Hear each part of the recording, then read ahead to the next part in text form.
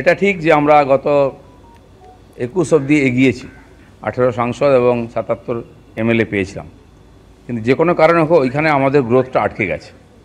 এবারে নির্বাচনেও ভোটের পার্সেন্টেজ একই আছে, যা 38 ছেড়ে দিয়েছিলাম আমরা 21 সালে, আর ভোট পার্সেন্টেজ 38 এবং সিট যা ছিল 77, আর বর্তমান সাংসদ গুণ করলে 7 দিয়ে প্রায় সেটাই দাঁড়ায়। তো আমরা এগোতে পারিনি এই গত 3-4 বছর। সেটা আজকে ভাবা দরকার আছে, কেন দাঁড়িয়ে গেছি এক জায়গায়। যে গতিতে আমরা এগোচ্ছিলাম সারা দেশেতে আলোচনার বিষয় ছিল, কর্মীদের মধ্যে উৎসাহ ছিল, এবারে আশাও করেছিলাম সবাই, কিন্তু আমার মনে হয় কোথাও না কোথাও ফাঁক থেকেছে, লড়াই সেভাবে হয়নি, সব কর্মীরা নামেনি।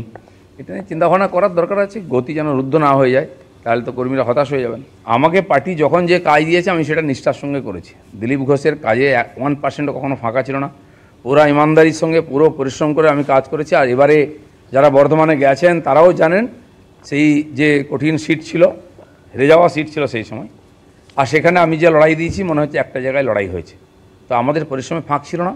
বাকি নেতৃত্ব, পরিবেশ ইত্যাদি পলিসির উপর নির্ভর করেছে যে কেন রেজাল্ট এরকম হয়েছে, সেটা যারা চিন্তাভাবনা করেছেন, যারা পাঠিয়েছেন তারা ভাববেন। রাজনীতিতে চক্রান্ত, কাঠিবাজি, এটাও রাজনীতির অঙ্গ, আমি সেভাবেই নিয়েছি।